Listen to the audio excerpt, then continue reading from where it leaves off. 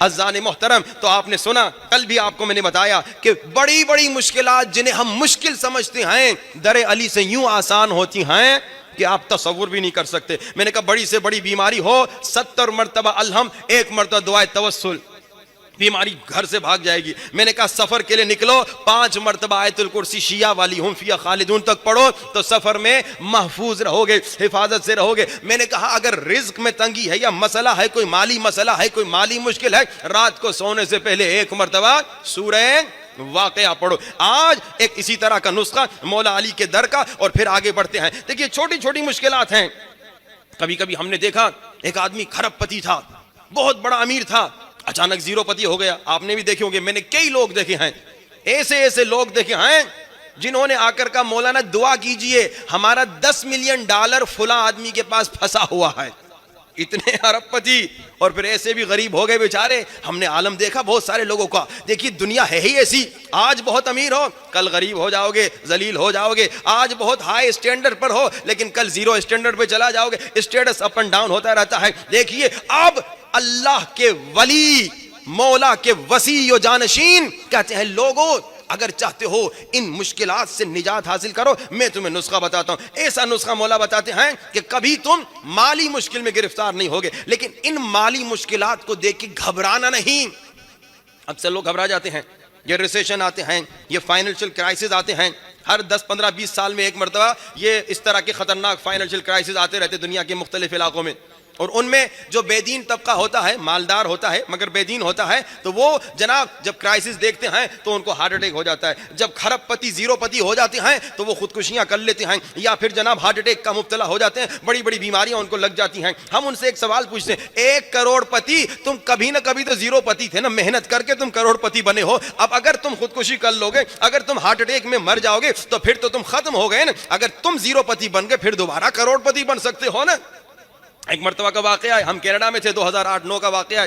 اس زمانے میں بہت خطرناک کرائسس آیا تھا نارتھ امریکہ میں. تو وہاں پر جناب کچھ لوگ بیچارے اس کرائسس کی وجہ سے، انگریز امریکن جو کینیڈین تھے، انہوں نے جناب خودکشیاں تک کر لی. جب جاب لیس ہو گئے، جب مورگیج نہیں دے سکتے تھے، بڑے پریشان ہو گئے، تو جناب انہوں نے خودکشیاں کر لی.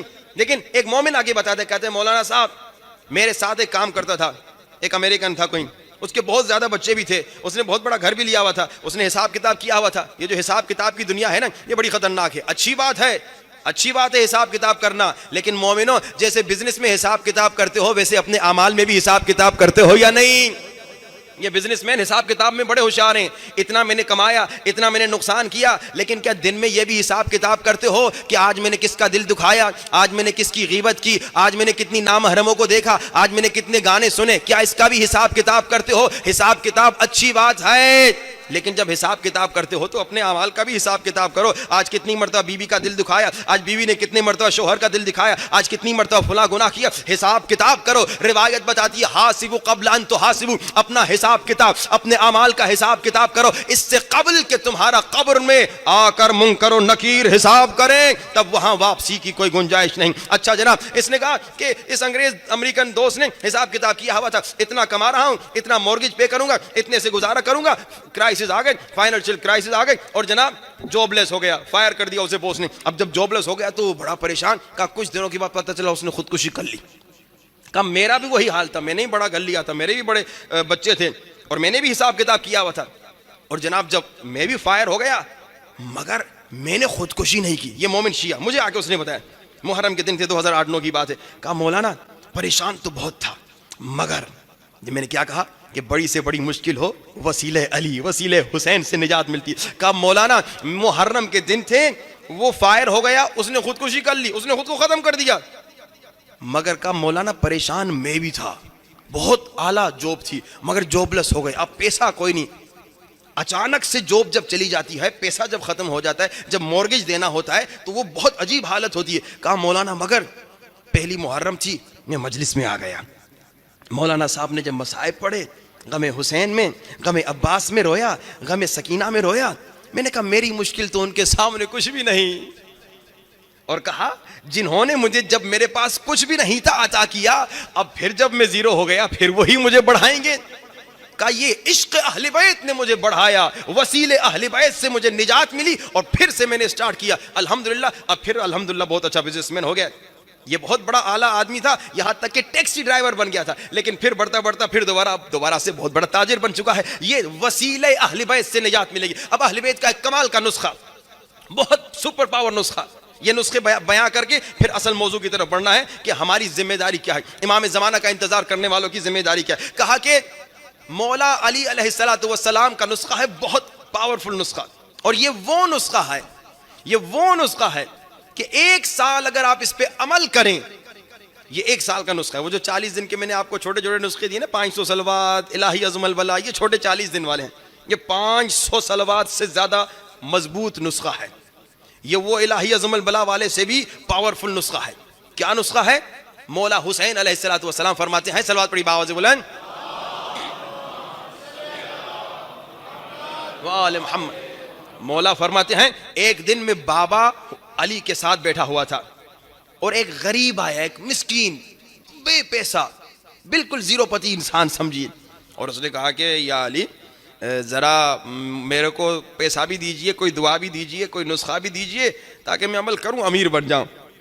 تو مولا حسین فرماتے ہیں اچھا یہ جو نسخہ جو مولا علی نے اس شخص کو دیا نا، یہ اتنا پاورفل نسخہ ہے کہ مشہد میں ایک عالم دین نے اسی طرح مجلس میں یہ نسخہ پڑھا۔ ایک طالب علم تھا، تازہ اس کی شادی ہوئی، بالکل غریب تھا۔ مجلس کے بعد اس نے اپنی بیوی کو کہا ہمارے پاس کرائے کا گھر بھی نہیں ہے، کرایہ دینے کا بھی پیسہ نہیں ہے، بڑی مشکلات سے ہم زندگی گزار رہے ہیں، کیوں نہ ہم مولا علی کے اس 1 سال کے نسخے پہ عمل کر لیں؟ بڑا سپر پاور نسخہ ہے۔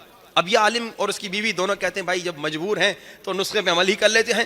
کہا نسخے پہ عمل کیا، 3 یا 4 مہینے اس نسخے پہ عمل کیا ہے، نسخہ 1 سال کا ہے، 3 یا 4 مہینے اس نسخے پہ عمل کیا۔ کہا پھر کسی جشن میں ہم گئے تھے، یہ میاں بیوی دونوں طالب علم کسی جشن میں گئے تھے، اور وہاں پہ بہت بہترین جشن ہوا۔ جشن کے اختتام میں ایک تاجر کھڑا ہو گیا، اور تاجر نے کھڑے ہو کے ایک چابی اٹھائی، نکالی، مولانا صاحب کو، مولانا میری کوئی منت تھی، میں نے کہا اگر فلاں بزنس میں کامیابی ہوگی تو میں کیا کروں گا، کسی کو، کسی محتاج کو، کسی غریب کو، کسی ضرورت مند کو ایک اپارٹمنٹ دوں گا، ایک گھر دوں گا، لیکن مولانا میں کسی غریب کو جانتا نہیں، آپ کیونکہ عالم دین ہیں، لوگ آپ کے پاس آتے ہیں، یہ اپارٹمنٹ کی چابی آپ کو دیتا ہوں، آپ جسے چاہے جا کے دے دیں۔ اب جناب اس نے چابی مولانا کو دے دی۔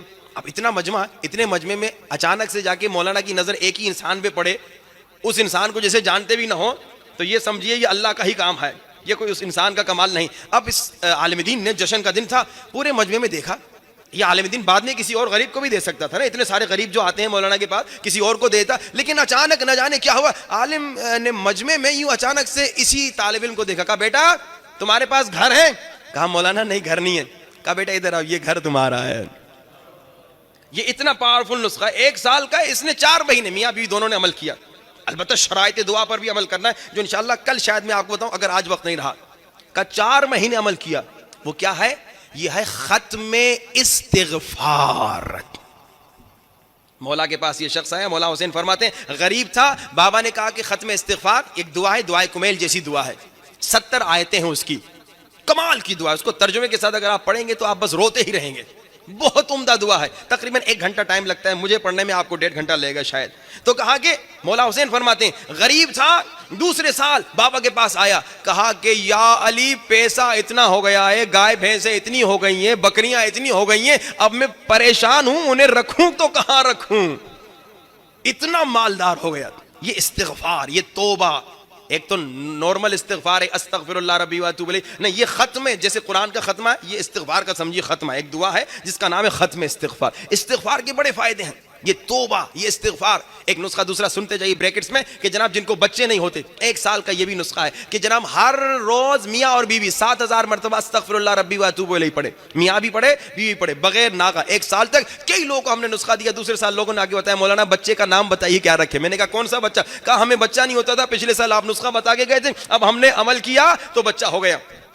کئی اس طرح کے ہم نے واقع ختم استغفار کے علاوہ یہ استغفار کا نسخہ بھی بڑا پاورفل ہے۔ دیکھیے استغفار کا کمال کیا ہے۔ استغفار، ابن عباس مولا علی کے ساتھ بیٹھے ہوئے تھے تو ایک شخص آیا، اس نے کہا مولا غریب ہوں، کوئی نسخہ؟ مولا نے کہا استغفار۔